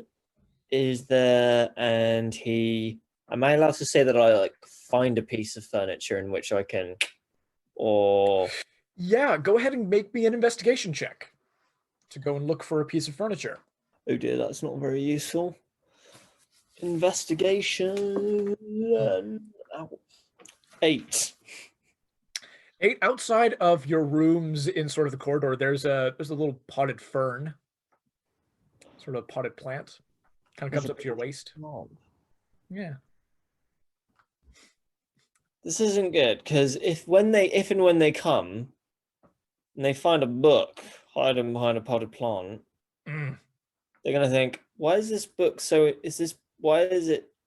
if this book was so important that it needed to be hidden, then it's probably worth stealing.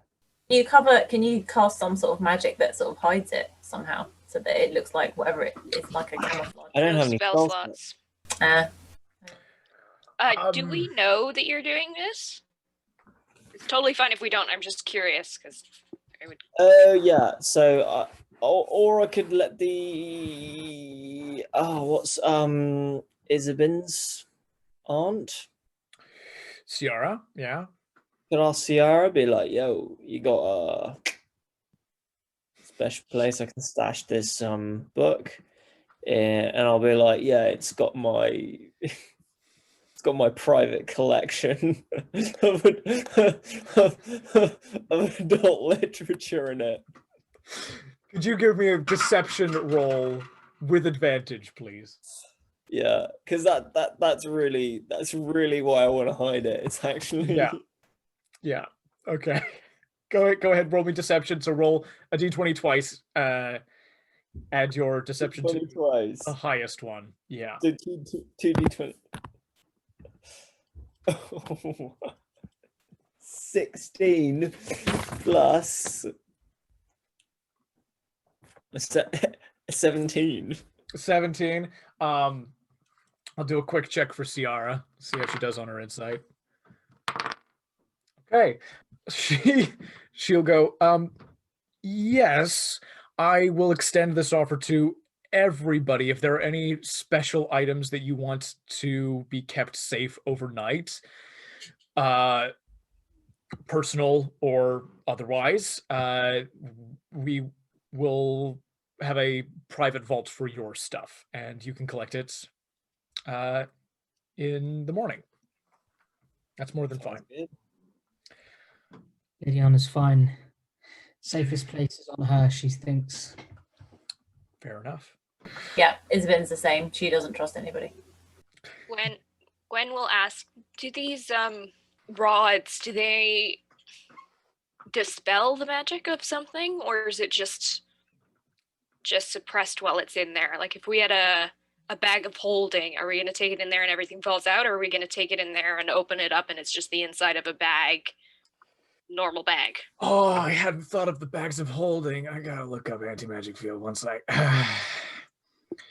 Anti-magic field. I mean, I could just answer this.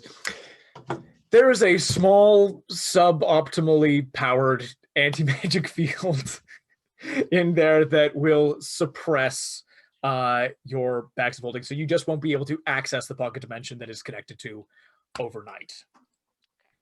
And yeah, we'll keep those on us. Because we have to. Because you got two pocket dimension bags. Woohoo! Yes, 100%. All right, so it seems like it's just the adult literature. All right. She will go ahead and take the book and put it, without looking at it, in a vault and seal it up for you. Great, splendid. It's good. So I just waltz into the keep. So we all have our own separate rooms within the keep, right? Yeah, you're all sort of in one hall with different rooms going off to the sides. So you're all right. sort of in your own rooms, but together. Right. And we've got... So no magic can go down. In those rooms. No magic can go down. In those rooms. Yeah. That's interesting. Because no magic then can be used on us. Yes. But we'll all be broken up. So as soon as you go out in the hallway...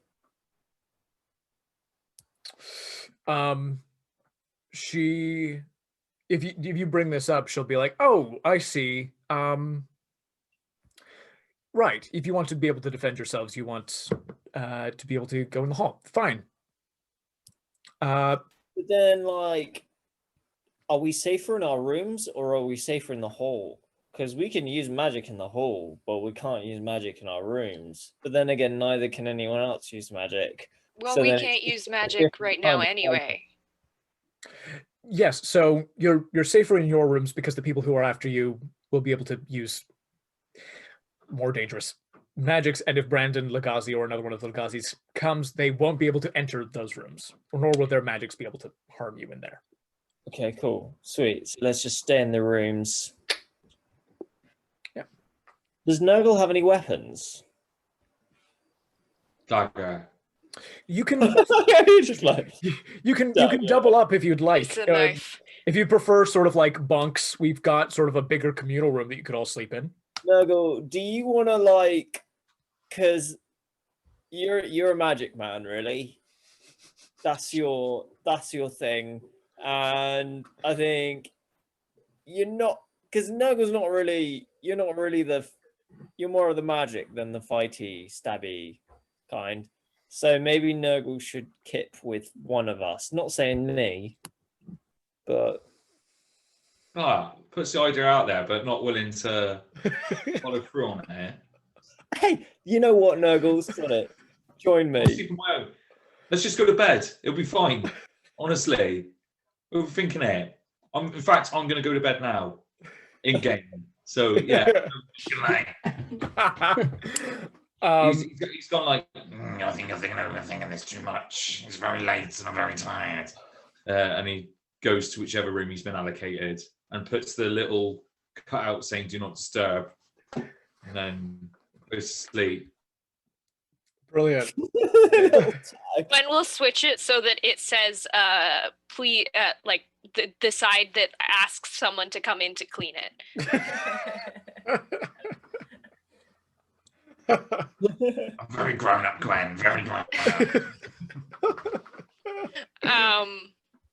I'm happy to sleep by myself, or if people would prefer bunking together, Gwen's happy with either. It's whatever makes other people feel most comfortable. Lydiana, you know, if you need someone to get. Lydiana's actually already asleep. I think Isabyn will always take up an offer with Gwen because she quite likes Gwen, so she's happy to bond with her. She Excellent. doesn't want to talk. She wants to have some time to think. Pardon? She's not in a chatty mood though. She wants to have some time to think about everything that's happened. For sure. Mhm. Gwen gets that and will actually say, I have to step outside. I said I'd call my mum today, and now I have no magic to call my mum. So I'm gonna see if there's someone who could maybe help me with that. So I'll be back in a bit. Thank you. The rest of you guys go into your beds. Gwen, Sierra will go, yeah, absolutely. There's you need one spell slot to power your thing? 100%. Just somebody passing by. She's like, hey, you got a spare spell slot? They're like, yeah, sure. Just Thank you. Of course. I will either go somewhere private, or if the general wants to be there, I'm fine with like being in the room with the general. If she's worried about, I don't want people to think I'm a spy. It's my thing. And I'm like, I don't know what I can say to my mom without someone being like, you're passing on special Garandian information. So maybe I'll say to the general, I'm calling someone in another country. I'm not gonna reveal information about this, but I don't want people to think that. But I do need to make the call to update someone. Just let my mom know I'm safe. If you want to be around during it, that's fine with me. I think, given the circumstances, I'll stay inconspicuous, but I'll sit in. Okay, thanks. I will call my mom. You call your mum. I call my mum. Sylvana Siannodel shows up again, Star Wars style hologram, sort of in front of you. Ciara's sitting like a little ways away in this room, just sort of out of sight. She's still got her like enormous armor on. Your mom goes, Gwen. Hey. Hi.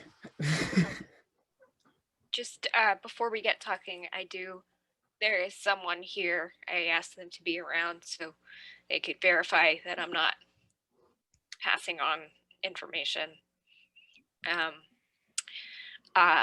we found a. I'm not coming back to Thorgrove for a bit. We've got protection here. I don't know if you're through, him. So I'm staying in the Central Keep in Menacil. Person in the room is General Ciara Alanez. I don't know if you know them, but they know him.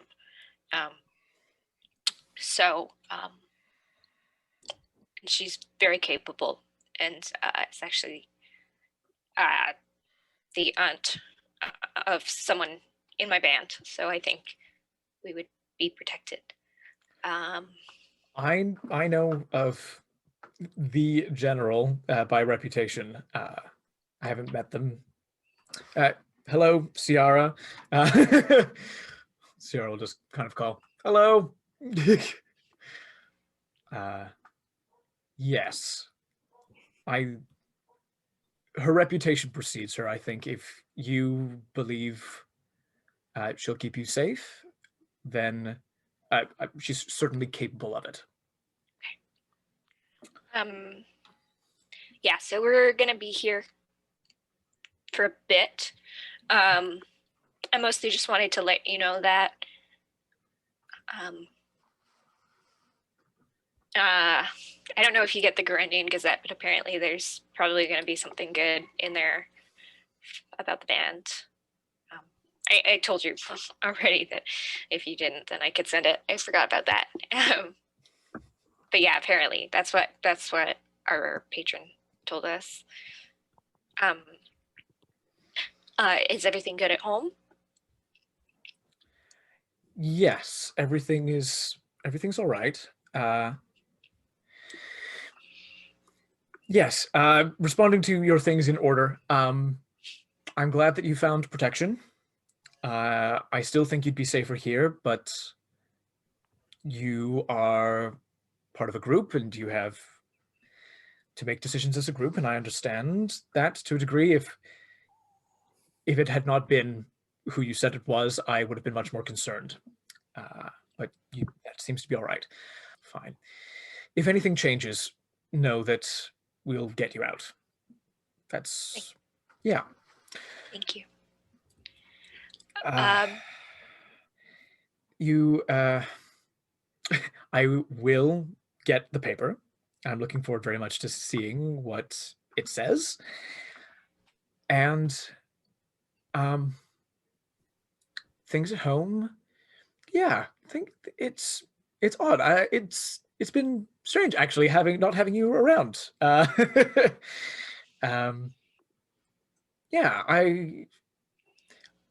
it's sort of getting back to sort of old habits, but it also feels sort of odd. Anyway, but yeah, there's work to do. There's plenty of things to get on with, so I'm all right. Yeah, I'm fine. Tell Devin if he's slacking on the patrols, I will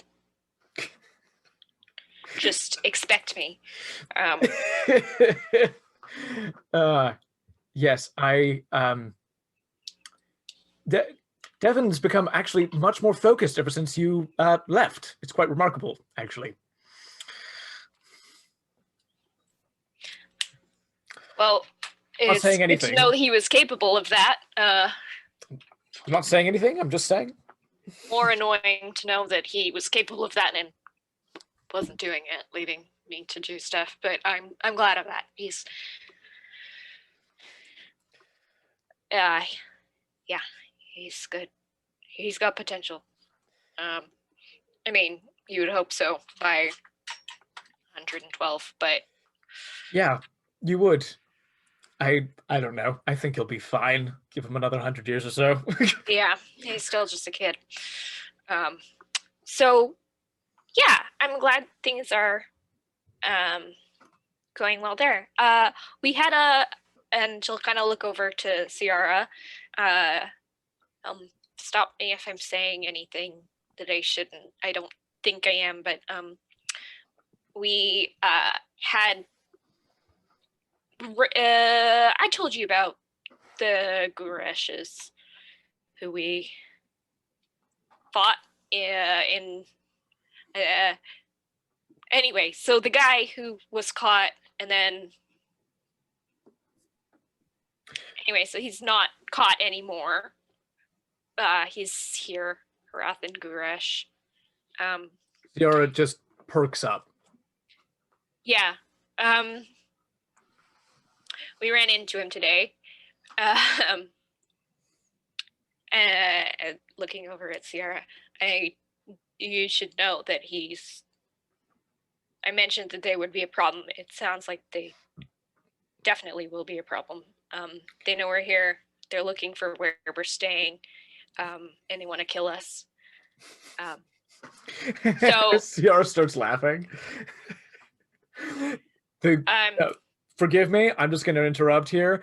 She comes sort of into frame for your mom. She goes, the Gureshes, they can try to come. I will take them down. Any excuse to revoke their diplomatic immunity and lock them up, I will take it. If this guy tries anything, your daughter 100% safe, and I get to kick these assholes out of my city. So it's a win-win. Everything's good. Then I guess I hope they try to attack us. Exactly. Then. I hope they try to attack you. Yeah. Thank you. Ciara goes and sits back down. Yeah, so he's out and about and not happy with us. He's really not happy with Isabyn. And I guess he has an older brother. I don't know who that is, but his older brother was, while Hrathen was out, I guess he was having a meeting with them. You know. First of all, I imagine he has 41 older brothers. So that 40, it's not just like everyone, it's like, okay. I thought it maybe like included cousins or like was generational. No. Wow. Is it all the same mom? No. Thank God. Definitely not. That poor pelvic floor, if that was the case. You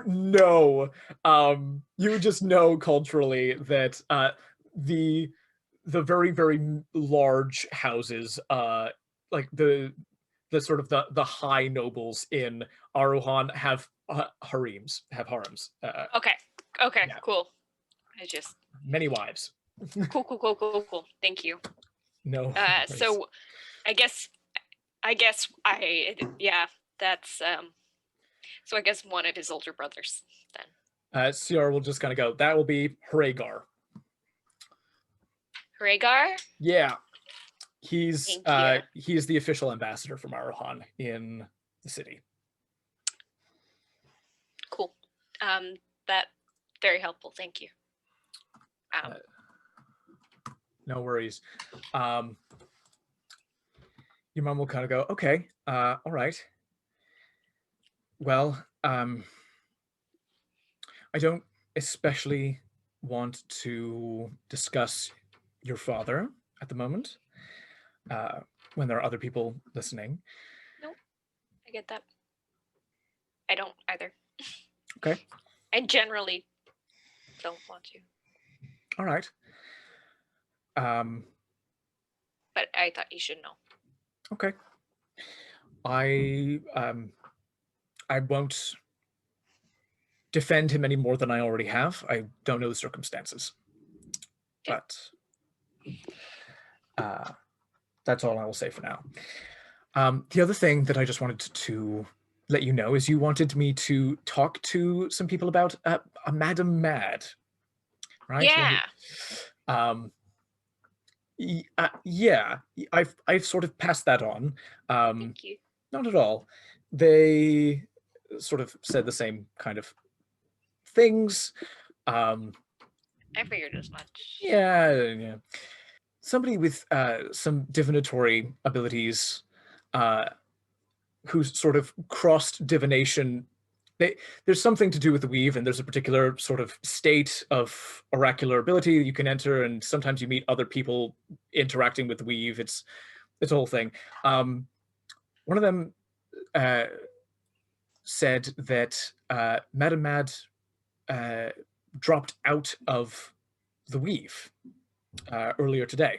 She's not. The thing about Madame Mad is that most divination wizards need special circumstances or spells and things in order to sort of foretell the future and regard the weave and regard the shifting of fate lines.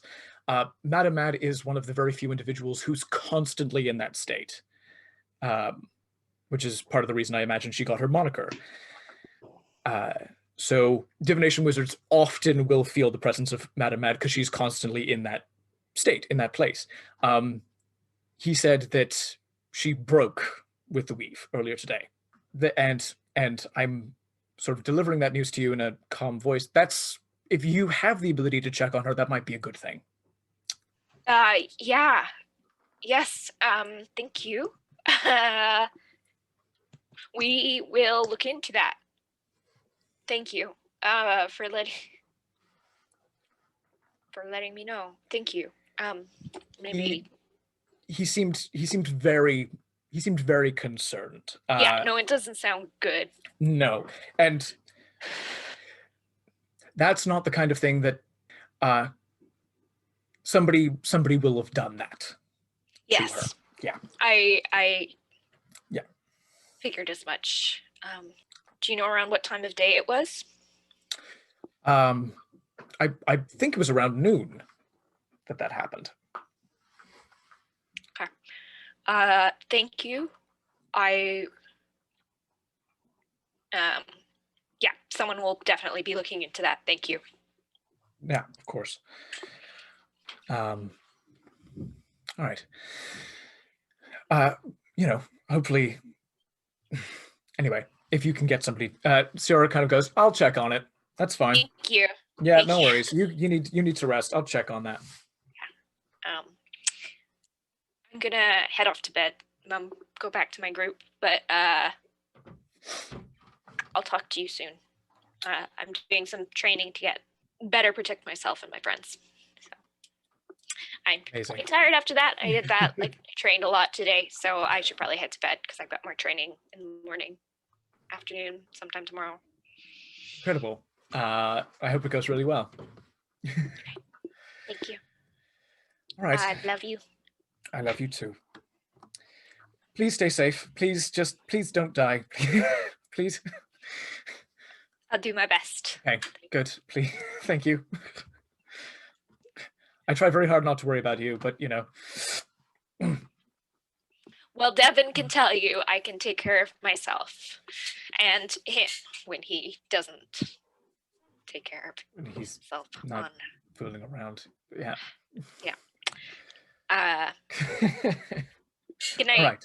Good night. Love you. Love Sleep you too. well. Vroom. Disappears. General Alanez, thank you for that.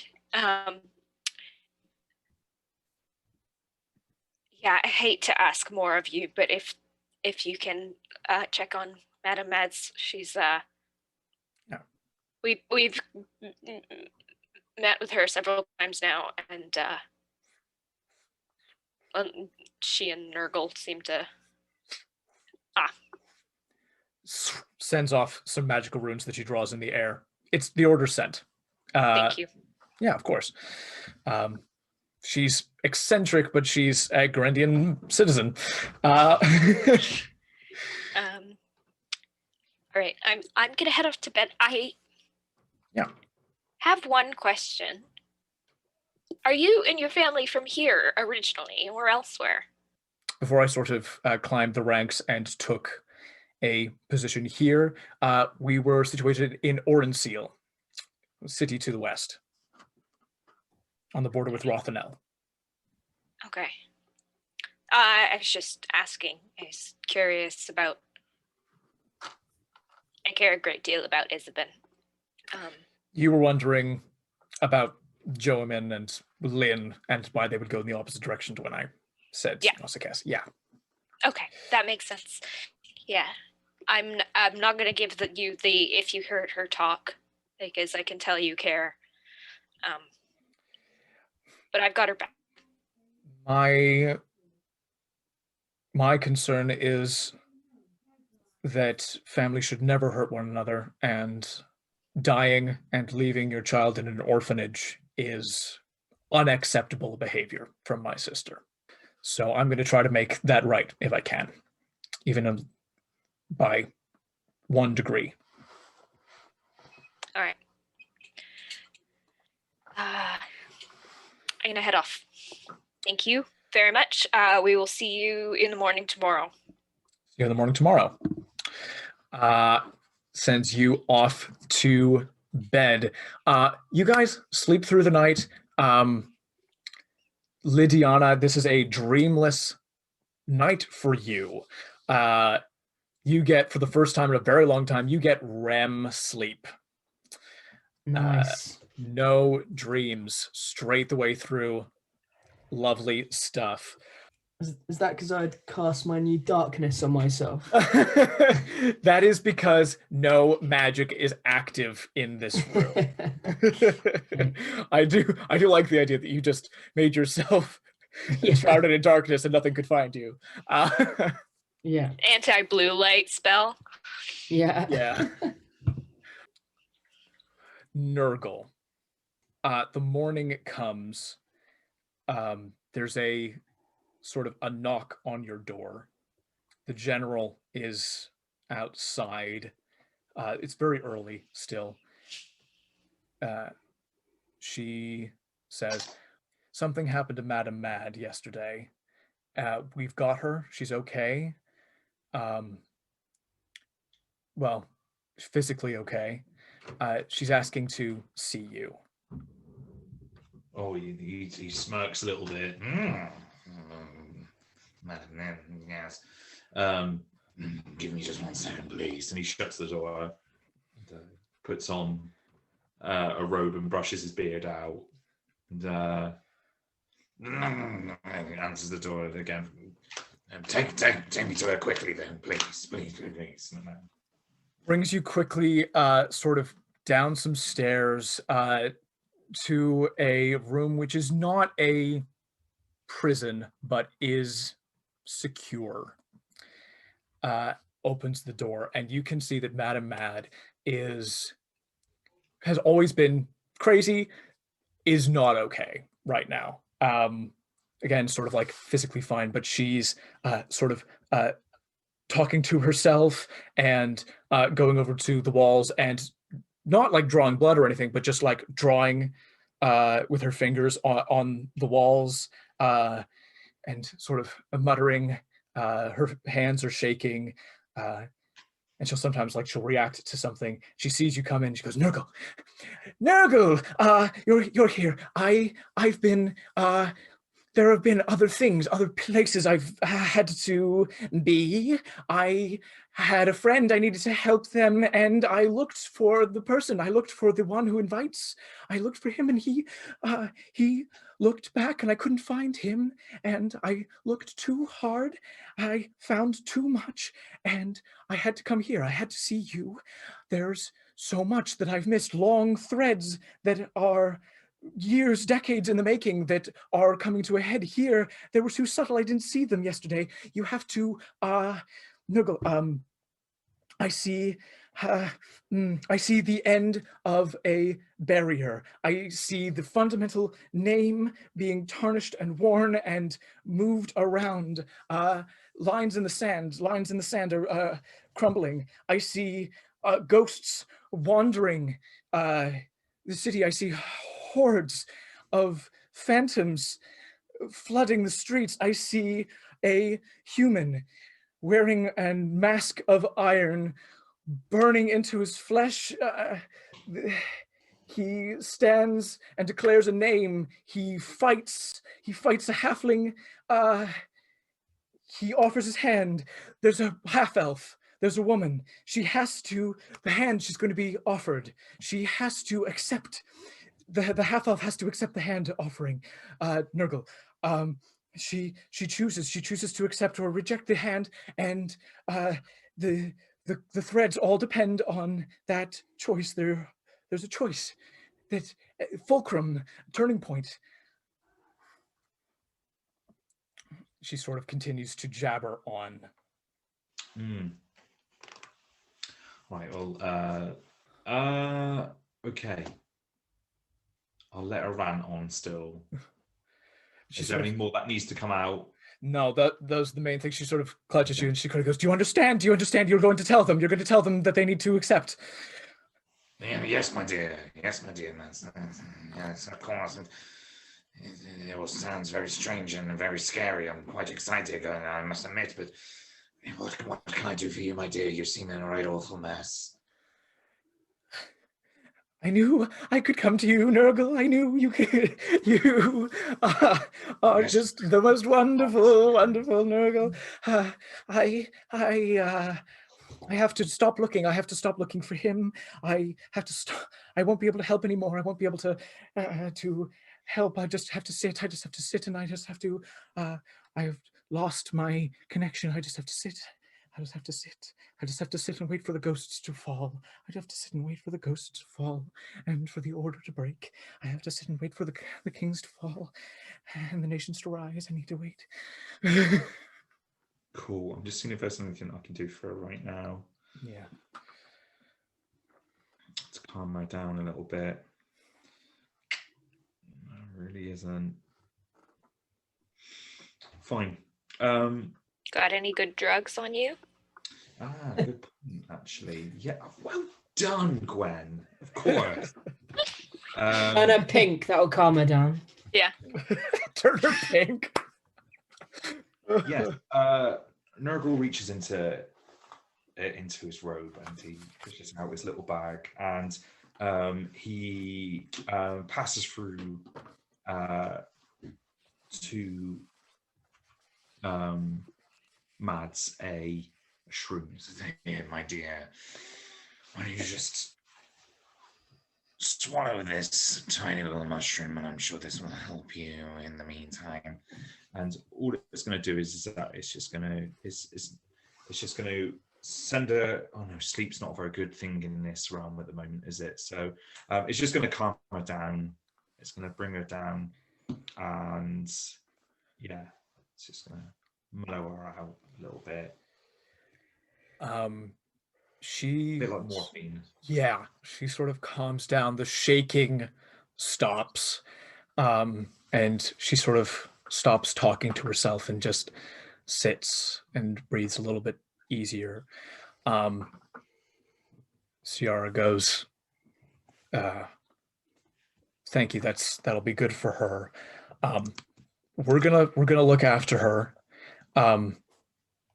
Our spellcasters say that she's completely cut off from the weave.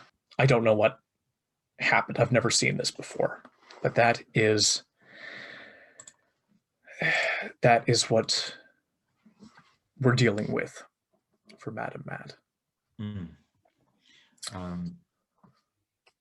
Yeah, I obviously, Gnurgle will say, look, if there's anything I can do, you come grab me and I'll come running straight to my schnookums immediately.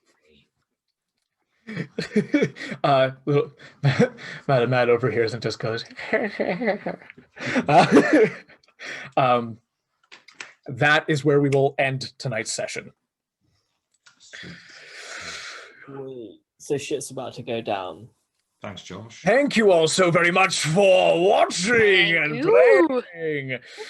Shit's about to go down. Tune in next time to see what that shit is. Toodle pip. Awesome.